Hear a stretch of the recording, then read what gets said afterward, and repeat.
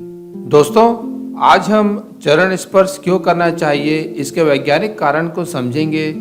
अनंत काल से हमें सिखाया गया है कि बड़ों के चरण स्पर्श कर आशीर्वाद लेना चाहिए, पर क्यों? मानव शरीर एक ऐसा जीव है जिसमें संसार के सभी गुण समाहित हैं। आंखें करुणा व दया के भाव को दर्शाती है, तो हाथ रक्षा और सेवा के लिए आगे बढ़ते हैं। मस्तिष्क ज्ञान का भंडार है जिससे मनुष्य का व्यक्तित्व उभरता है।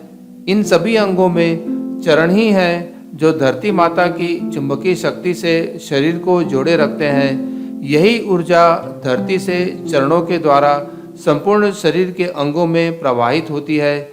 इसीलिए वरिष्ठ जनों के चरण स्पर्श करना धरती माता के सकारात्मक ऊर्जा को प्रणाम करने जैसा है। बड़ों के चरणों में झुकने का मतलब है हम उनके द्वारा प्राप्त ज्ञान को प्रणाम करते हैं। झुककर मस्तिष्क को उनके चरणों में रखने से सकारात्मक ऊर्जा या पॉजिटिव एनर्जी उनके चरणों से हमारे मस्तिष्क में प्रसारित होती है। इस प्रकार न केवल उनसे आशीर्वाद प्राप्त करते हैं, साथ ही उनके ज्ञान, उनके अनुभव को भी हम प्रसाद स्वरूप स्वीकार करते हैं और यह हमारी विनम्रता के भाव को भी प्रदर्शित करता है। रामायण में लक्ष्मण जी प्रतिदिन श्री राम व सीता माता के चरण स्पर्श कर आशीर्वाद प्राप्त करते थे।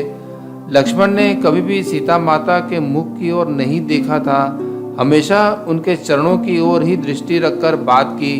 इसीलिए सीता माता के हरण पश्चात जब सुग्रीव द्वारा लाए गए आभूषणों को श्री राम लक्ष्मण को दिखाकर पूछते हैं कि क्या वे इन्हें पहचानते हैं, तब लक्ष्मण कहते हैं कि उन्होंने हमेशा माता के चरणों को देखा है, अतः वे सिर्फ उनकी पद आभूषणों को पहचानते हैं। चरण स्पर्श करने का एक और वैज्ञानिक कारण ये है कि जब चरण स्पर्श करते हैं तभी शरीर की नसें, मांसपेशी और अंगों में खिंचाव आता है और रक्त का प्रवाह शरीर में बढ़कर सभी अंगों तक पहुंचता है।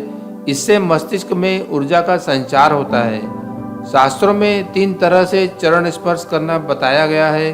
पहला तो झुककर हाथों द्वारा बड़ों के चरणों को स्पर्श करना, दूसरा घुटनों के बल होकर अपने मस्तिष्क को चरणों से स्पर्श करना और तीसरा पूरा लेटकर साष्टांग दंडवत प्रणाम करना।